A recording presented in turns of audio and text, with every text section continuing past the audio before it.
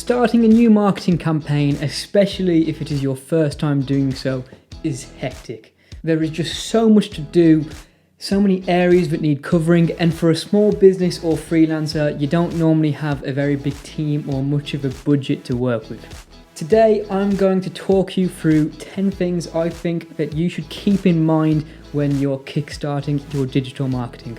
Now, this isn't going to include basics like set up a Facebook page. It's going to be more about mindsets and methods for you to keep in mind to help you achieve success. Now, these should be applicable whether you're starting an e-commerce website, whether you're selling software as a service, or even if you're just starting a band as a side project or some other creative outlet to grow online on the side.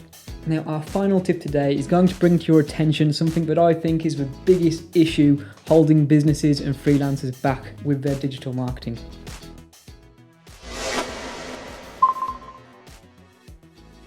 Hi, I'm Jared Lambie from Punktech, and I help businesses realize their full potential online through social media consultations and management solutions.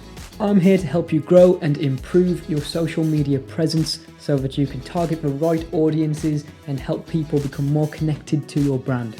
Now, I'm going to be honest. When I woke up this morning, I didn't really want to record this video. I just wasn't feeling it. Something was off about what I had planned. I realised that I just wasn't happy with the script that I'd written. It was initially adapted from an old blog post that I wrote a few months back, which was originally titled 10 Things You Should Be Doing for Your Band, and I just kind of angled it more towards businesses. And I just realised that, that's not what we do. I'm not a business advisor. You don't want me to tell you what to do with your business. Now, it's a great piece of advice to avoid publishing content that your followers don't want to see, and the reason we started Punktech was to help businesses and freelancers grow their digital marketing online through their social media and other forms. So I sat back down with the script and adapted it into this video, which is 10 tips on how to start your new social media campaign. So let's jump in. Okay, tip number 1 is to set goals. Now, pretty much every single blog, YouTube video, or just regular social media post that is about how to start something new or help businesses in general usually includes this tip. But it's worth including, they're right. Goals give you accountability, which is really important because let's face it, no matter how much you love your job, it is still a job. There are going to be days where you just can't be bothered or you're not feeling 100% and you're just not motivated enough to do your best work. And that's okay. I mean, we're only human. We can't expect ourselves to be at 100% efficiency 100% of the time. It's just not natural. Having goals with a set timeline will make you accountable for those days you missed, which is going to give you a reason to catch up.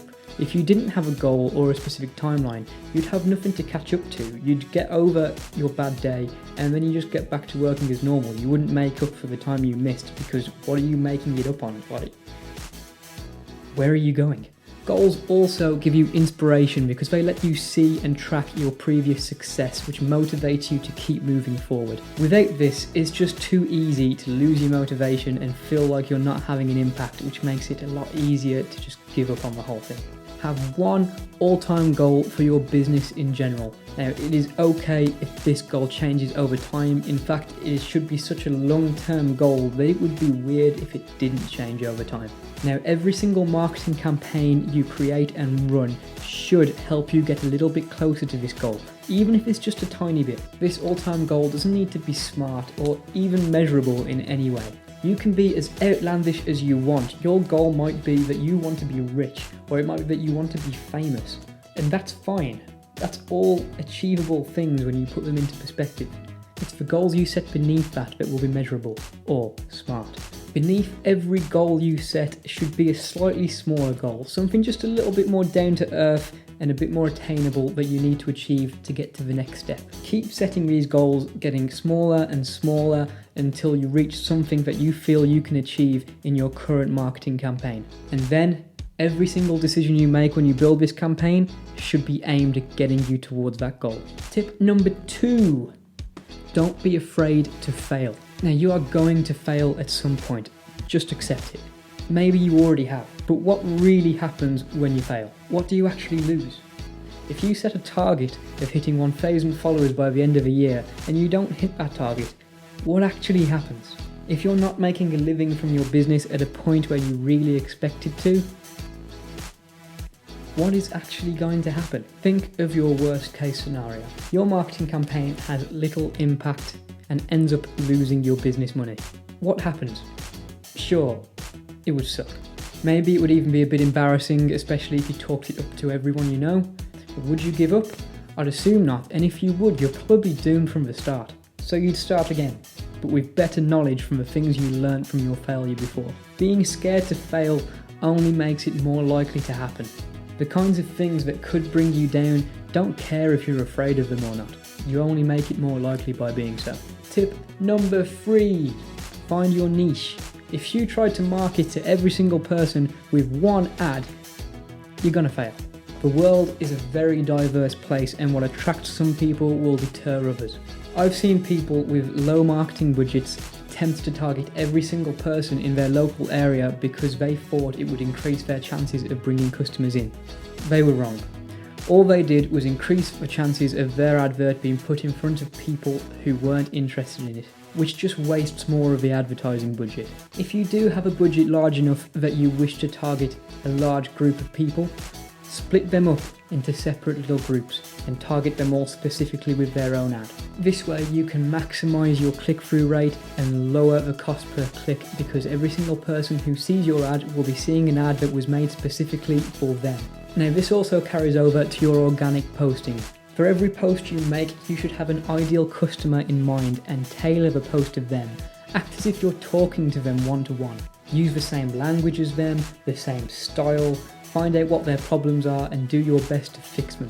It's the difference between fishing with high quality bait and just casting a line out to hope for the best, only to realise you forgot to tie a hook to the end. Tip number 4, Google everything. Have you ever Googled how to run a marketing campaign? Maybe you have. Maybe that's how you got here. Or maybe you're thinking, I already know how to run my campaign. And to be fair, I believe you. However, every day, people are posting blogs and articles and video content on how you can improve your marketing and how you can improve your business in general. And the simple fact that you're watching this video tells me that you're interested in finding out how.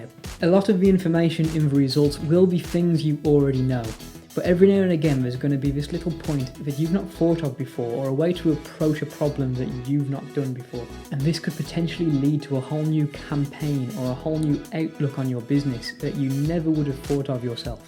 And at the very least, reading things that people have written about the things that you're doing already, that will help instill confidence and invigorate your efforts. Tip number 5, develop your business's voice. The voice of your company is the overall feel of your communication and the way you portray your personality online.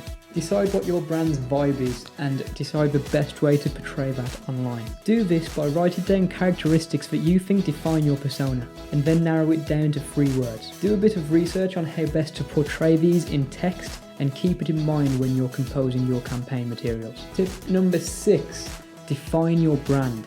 Your brand isn't just your logo or your name.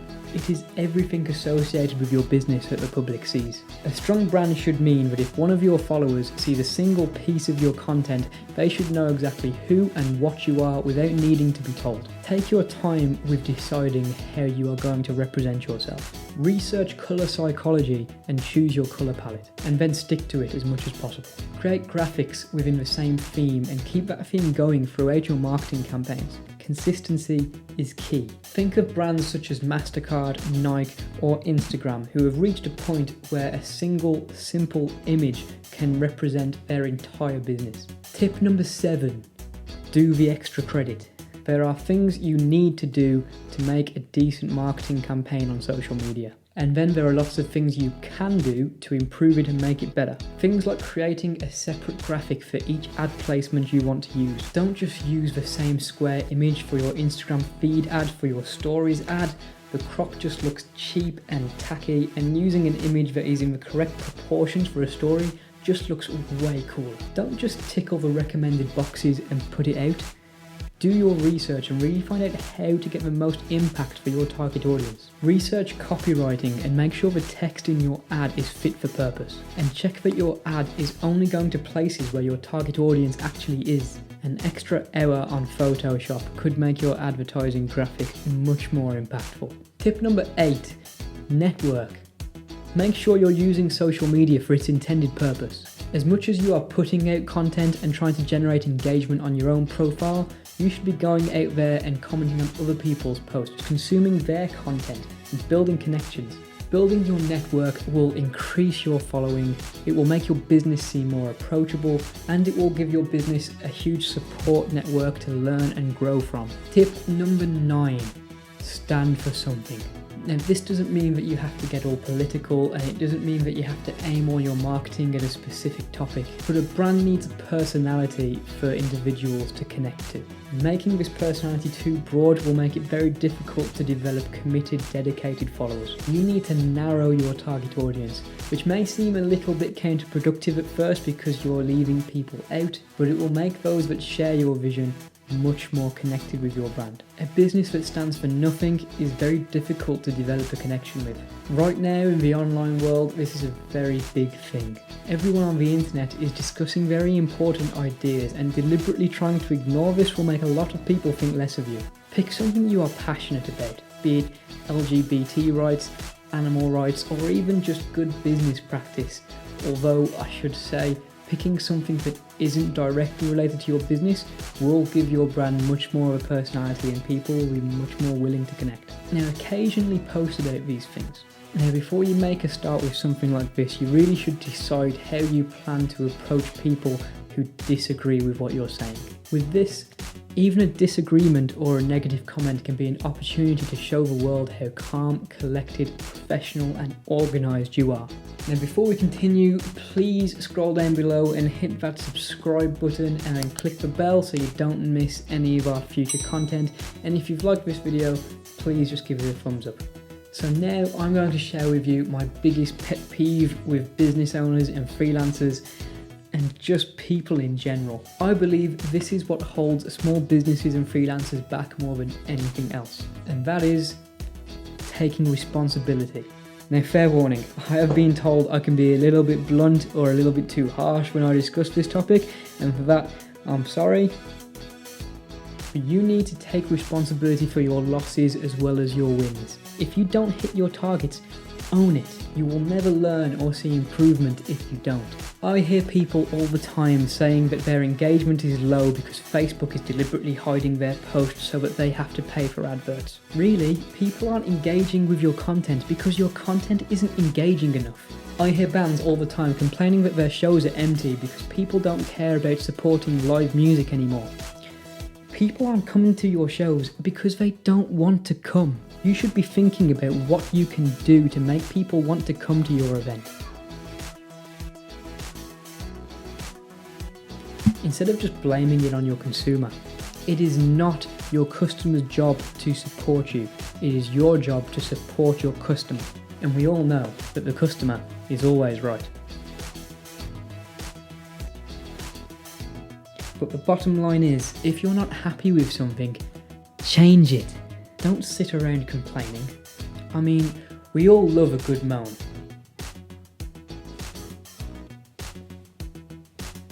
We all love a good moan, but you can't moan about something if you're not doing anything about it.